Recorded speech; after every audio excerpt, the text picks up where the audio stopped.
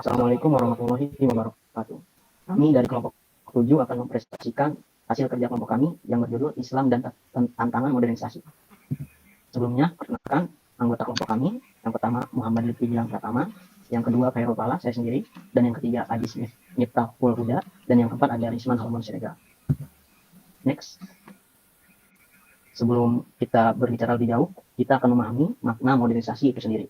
Modernisasi bukan sekedar sesuatu yang baru atau tren sementara, tetapi merupakan proses perubahan menuju tatanan sosial yang lebih maju. Secara bahasa, modern berarti kekinian, up to date, dan merupakan kebalikan dari sesuatu yang kolot atau tradisional. Next. Dinamika modernisasi dan dampaknya pada masyarakat. Ada 4 poin yang akan saya jelaskan di sini. Yang pertama yaitu modernisasi sebagai proses perubahan yang tak terhindarkan. Dunia ini sedang mengalami modernisasi besar-besaran. Mau nggak mau semua berubah. Islam sendiri mengajarkan bahwa perubahan itu sunatullah, bagian dari hukum alam. Jadi wajar kalau manusia, masyarakat, bahkan lingkungan mengalami perubahan. Yang kedua, yaitu hubungan antara modernisasi, globalisasi, dan pergeseran budaya lokal. Dimana kalau kita ngomongin modernisasi, pasti gak lepas dari globalisasi. Dunia makin terhubung, budaya asing masuk kemana-mana, termasuk ke Indonesia. Boyke pernah bilang, kalau budaya luar lebih maju, lebih kapitalis, ketemu budaya lokal yang masih tradisional, pasti ada bentuk hasilnya. Biasanya budaya lokal lama-lama ditinggalkan. Contoh simpel aja, dulu orang pakai batik buat sehari-hari, sekarang malah lebih sering pakai baju kasual ala barat. Ini realita yang gak bisa kita hindarkan. Poin ketiga, pengaruh globalisasi terhadap sekularisasi dan perubahan peragama. Di mana selain budaya asing, globalisasi juga bawa yang namanya sekularisasi. Ini kayak satu paket yang bersamaan. Akibatnya ajaran agama yang dulu dianggap sakral mulai dikritisi. Banyak orang yang lebih rasional, lebih melihat agama bukan lagi sesuatu yang mutlak. Jadi bisa dibilang modernisasi bikin orang makin kritis terhadap agamanya sendiri. Poin keempat, yaitu modernisasi sebagai revolusi yang mempengaruhi semua aspek kehidupan.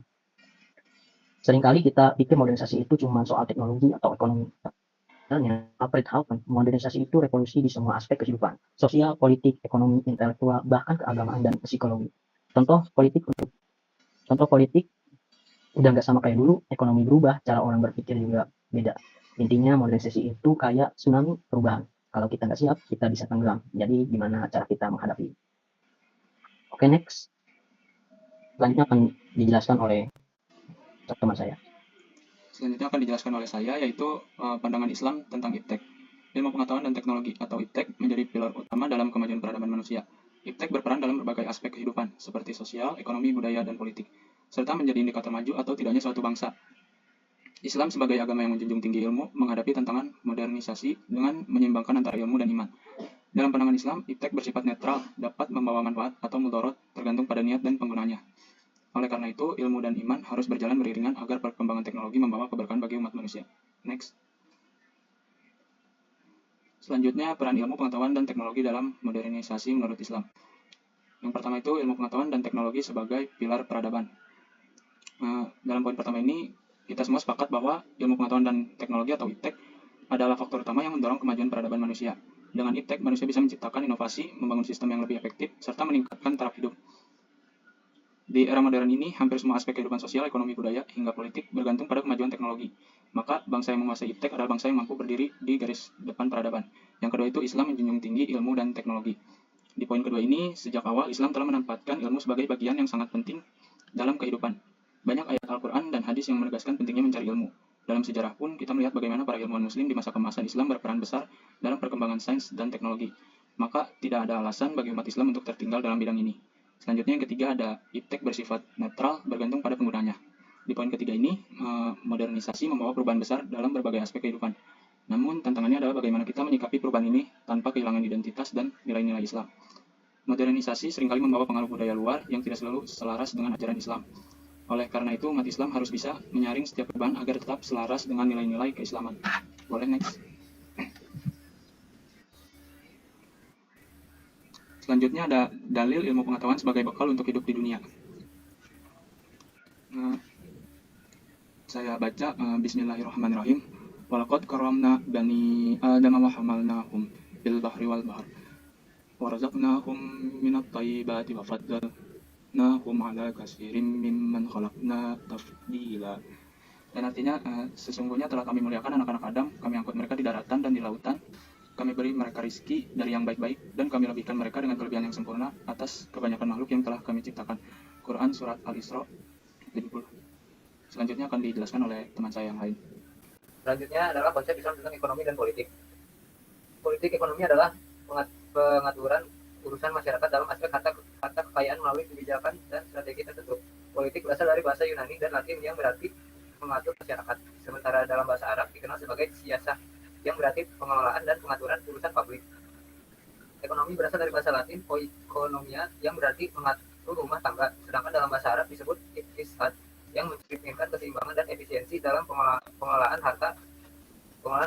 Politik ekonomi Islam merujuk pada kebijakan ekonomi berbasis hukum syariah untuk mengatur mekanisme distribusi dan kesejahteraan masyarakat sesuai prinsip Islam. Selanjutnya ada politik ekonomi Islam.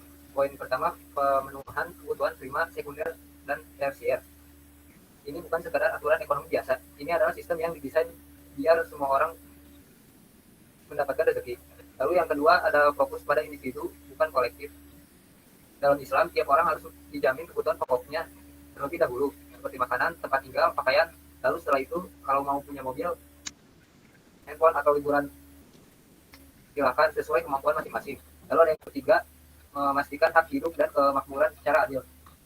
Bedanya sistem lain, Islam fokus ke individu, bukan sekedar angka-angka ekonomi di berita. Kita nggak cuma mikirin negara kaya, tetapi pasti tiap keluarga juga harus sejahtera.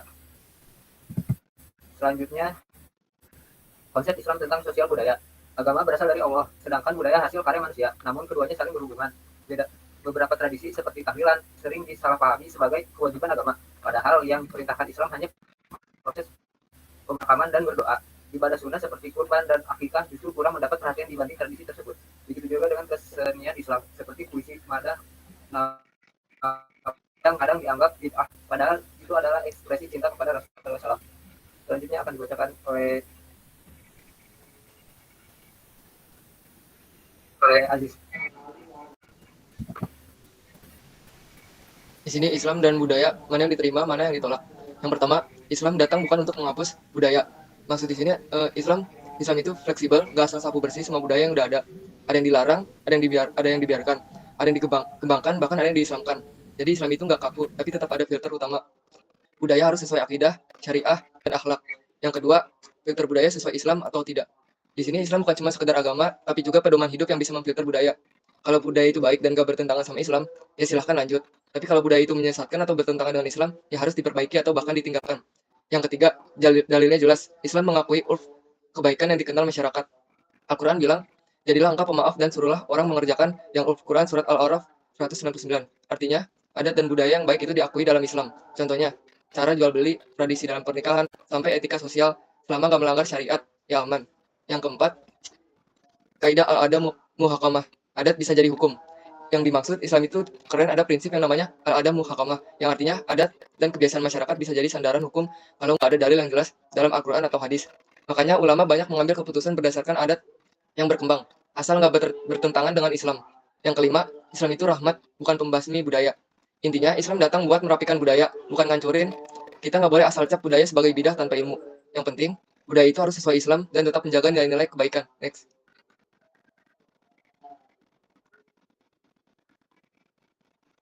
Konsep Islam tentang pendidikan.